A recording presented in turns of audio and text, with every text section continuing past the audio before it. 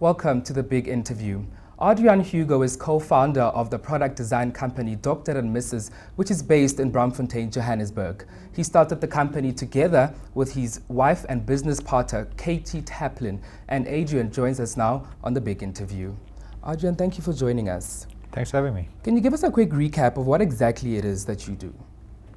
So I design and manufacture products.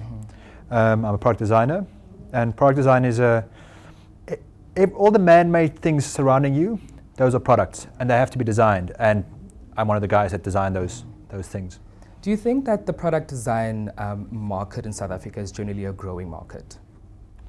Yes, we've seen since we started that there has been an uptake in our products, and there's been a more of an awareness of South African products.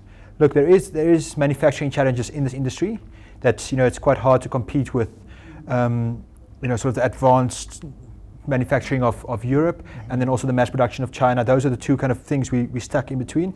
But we do have our own angle, and I think that there's been uptake locally in it and internationally. There's awareness of products coming out of the continent of Africa, if you want to call it that wide, and it's been great. You started the business at 44 Stanley in Johannesburg, and then you moved to Braamfontein. Why make that particular move? So 44 Stanley was our first little shop. It was literally 16 square meters, and the space forced us to move. We needed bigger things. I mean, we designed, we had bigger tables and things we had to show, and that made us move.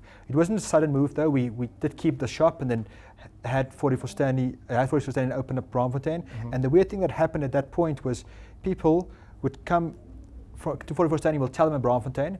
And at some point, the changeover happened, and people would come to Braamfontein and said, "Oh, I saw you got a 44 Stanley shop as well." So at that point, we realized that shop was not needed, and we closed it. Yeah. Do you think there's more of a market in Braamfontein? We're a destination-based sort of company, based shop. Yeah. So people come to us specifically because they want it. So we don't have so many people just walking past, looking at it and buying. So, it's tricky. I think our market is not too much based on Braamfontein or 44 Stanley. It's more based in, say, in Joburg. Sure. People drive to us to get stuff. Yeah. And speaking of Braamfontein, what do you think of the design culture in Braam? I think there is quite an awareness of self-expression, especially like awareness of style, awareness of people just expressing themselves, and I think that's great. I mean, there's not a lot of product design happening, but you can see there's some great fashion people on the streets. People making music. There's always film crews on the street. There's a lot of stuff happening creatively, and I think that's a great energy there. When it comes to product design, I think there's still room for quite a lot to happen in Braamfontein. There was another store that you opened in Cape Town with David West. How did that collaboration come about?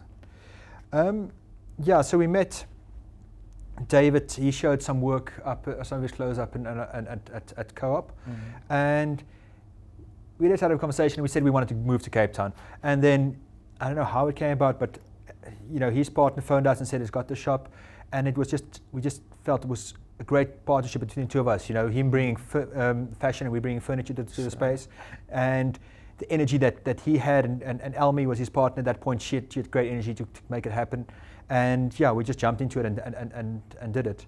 I mean, it was the idea of also trying to see what Cape Town can offer, and what that market, how it would be. Sure. Do you have plans to open any more shops? At this point, not really, because things have changed more to e-commerce, and I think that you always have to have one place when someone can come and touch your things and so on, and one shop is sufficient for that. Having more brick and mortar shops, your overheads go up tremendously, and you start to run shops and not design. We are a design company, and we design and manufacture, and that's our main thing. And we're not, the retail part at this point of our business is not, like the shops are not our main focus. Yeah. Well, thank you for joining us on the big interview and sharing some, much needed advice on running a successful product design company. Thank you. It's a pleasure. And that was Adriaan Hugo on the big interview, talking to us about running a successful design company. And that's it from us on the big interview.